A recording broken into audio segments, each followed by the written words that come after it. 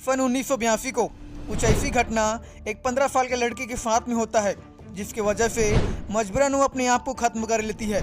लेकिन मरने के बाद वो अपने आप को नर्क में जलती हुई पाती है जहाँ पर करोड़ों लोग जल रहे थे। ये गवाही है तमारा लरोक्स की। जब तमारा सिर्फ 6 साल की थी तब उसके माता पिता का तलाक हो गया और वे दोनों अलग हो गए। इसके बाद से ही तमारा अपने आप को अकेली महसूस करती थी और हर समय वो निराश रहती थी।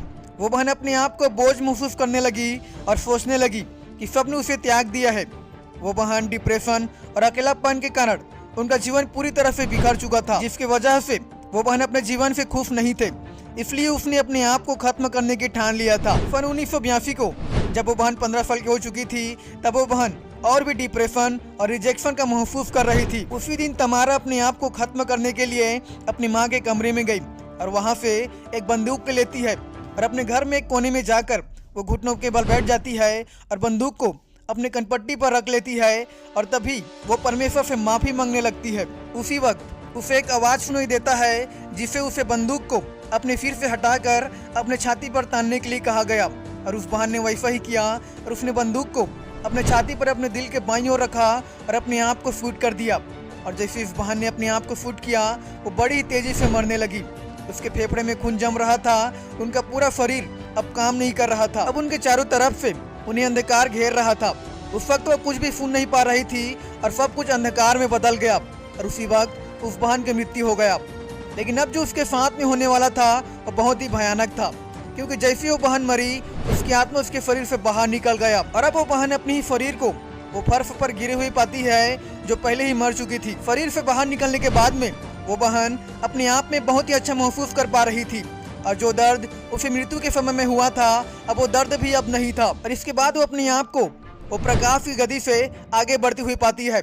लेकिन अगले ही पल में उस बहन ने अपना नियंत्रण खो दिया और अचानक ही अपने आप को एक अंधकार से भरा हुआ गड्ढे में गिरती हुई पाती है। तभी अचानक से एक विस्फोट हुआ जिसमें तेज आग की लपटें थी और वो बहन उस आग के कारण जलन और पीड़ा को महसूस कर पा रही थी। तब वो एक ऐसी जगह पर गिर गई जो पूरी तरह से अंधकार और आग से भरा हुआ था। वो जगह ठीक वैसे ही था जैसे बाइबल में लिखा है, जब धनवान मरने के बाद अपने आप को अंधकार से भरा हुआ एक पीड़ादायक जगह में पाया जहाँ पर वो एक बूंद पानी के लिए तड़प रहा था। उसी तरह उस बहन ने भी महसूस किया कि उसका शरीर नर्क की आग में जल रहा है और उसे बहुत ही ज्यादा दर्द भी हो रहा है। वह डर और पीड़ा में तड़प रही थी और उस जगह में अपने आप को अकेली और निराशा में महसूस कर पा रही थी। अब वो बहन उस नर्क का एक भाग बन चुकी थी जिसमें उसको पीड़ा भोगना था।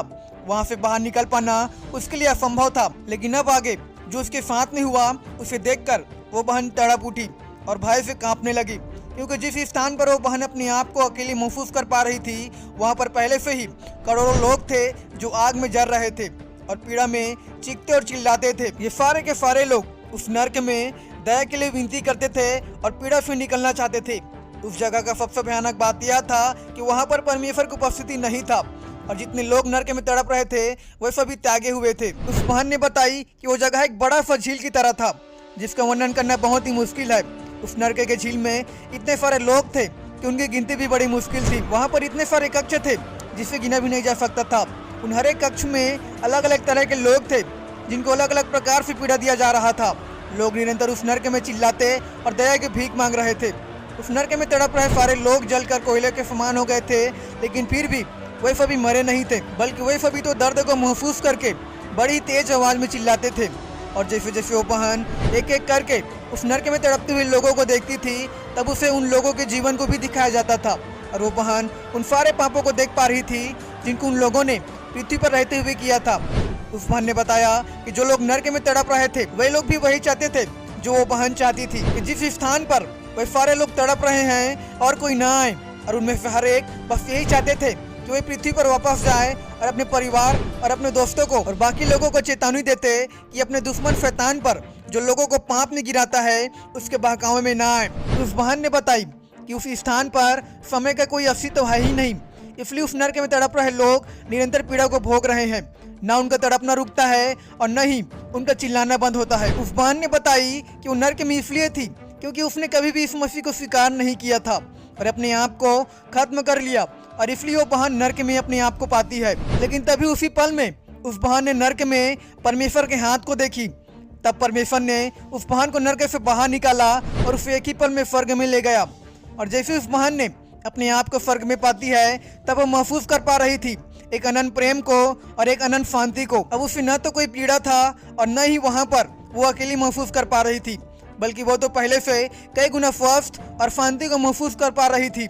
उसने उस जगह में इस मसीह की उपस्थिति को महसूस किया। वो बहन बताती है कि स्वर्ग की महिमा शब्द में वर्णन नहीं किया जा सकता है, और जिस स्थान पर वो बहन थी वहाँ पर उसने प्रेम और दया का अनुभव कर पा रही थी। वो पूरा जगह प्रकाश और परमेश्वर के प्रेम से भरा हुआ था। जो दर्द का अनुभव वो नरक में कर पा रही थी, अब वो स्वर्ग में वो दर्द और पीड़ा चला गया। वो पूरी तरह से नहीं हो गई थी। स्वर्ग में वो बहन जो भी कुछ देख पा रही थी, वो सारा चीज प्रकाश से भरा हुआ था। वहाँ पर उस बहन ने बहुत सारे लोगों को भी देखा जो बहुत ही ज्यादा खुश थे और आपस में बात कर रहे थे। उस समय उस बहन को अनुमति नहीं था कि उनके साथ में मिल जाए और उनसे बातें करे। वो बहन स्वर्ग की खूबसूरती और परमेश्वर की महिमा जो स्वर्ग में था, उनको देखकर वो बहन हैरान थी और बहुत ही ज्यादा खुश भी थी। स्वर्ग में न तो किसी बात का पछतावा और न दुख और न ही पीड़ा था, बल्कि वहाँ पर परमेश्वर का प्रेम और उसकी उपस्थिति था, जिसे वो बहन महसूस कर पा रही थी। उस बहन का समय नहीं आया था, इसलिए उसे वापस पृथ्वी पर जाना था। वो बहन बहुत ही ज्यादा खुश होती है क्योंकि परमेश्वर ने उसे नरक से निकाल कर उसे बचा लिया था और वहाँ से उसे स्वर्ग ले गया, जहाँ पर अपनी उपस्थिति और प्रेम और शांति का अनुभव कराया। और स्वर्ग में उसने करोड़ों लोगों को देखा जो परमेश्वर की महिमा कर रहे थे और उसकी उपस्थिति का आनंद उठा रहे थे। इसके बाद कुछ ही पलों में परमेश्वर ने उस बहन को वापस धरती की ओर भेज दिया, जहाँ पर अभी भी उस बहन का बॉडी पड़ा हुआ था। और जैसे ही उस बहन की आत्मा उसके शरीर में वापस आया, उसने देखना और सुनना शुरू कर दिया। जिस समय उस बहन ने अपने आप को गोली मारी थी, उस वक्त कोई भी उसके घर में नहीं था जो उसे हॉस्पिटल में ले जाता, इसलिए अब तक उसकी बॉडी उसी स्थान पर पड़ा रहा जहाँ पर उसने अपने आप को गोली मारी थी। और होश में आने के बाद उस बहन ने अपनी माँ को फोन किया और उसे बुलाया, और कुछ समय बाद एम्बुलेंस भी उसे लेने के लिए आ गया और फिर तुरंत ही उसे हॉस्पिटल में एडमिट कर दिया गया। जब डॉक्टरों ने उस बहन का इलाज किया, तब उनको पता चला कि गोली उनके दिल के करीब से होकर निकल गया था, इसीलिए वो बहन अब तक बच पाई है। अब उस बहन को मालूम हो गया था कि परमेश्वर ने उसे एक नया जीवन दिया है, इसलिए उस बहन ने प्रभु यीशु मसीह को अपना उद्धारकर्ता के रूप में ग्रहण कर लिया। और कुछ समय बाद जब वो बहन पूरी तरह से ठीक हो गई, तब उन्होंने अपनी गवाही को बहुत सारे लोगों को भी बताई और बहुत सारे बड़े यूट्यूब चैनल पर भी अपने गवाही को बताया। और अब 1987 से वे परमेश्वर के वचन को लोगों को सिखा रही है। वह एक लेखिका, वक्ता और लाइफ चेंज इंटरनेशनल की सह संस्थापक है। टेलीविजन और मल्टीमीडिया के माध्यम से तमारा ने 40 से अधिक देशों में परमेश्वर के वचन सुना चुकी है। और अब वो बहन अपने पति और 3 बच्चों के साथ में परमेश्वर की सेवा कर रही है। और आज परमेश्वर उस बहन की गवाही के द्वारा करोड़ों लोगों के जीवन को भी बचा रहा है।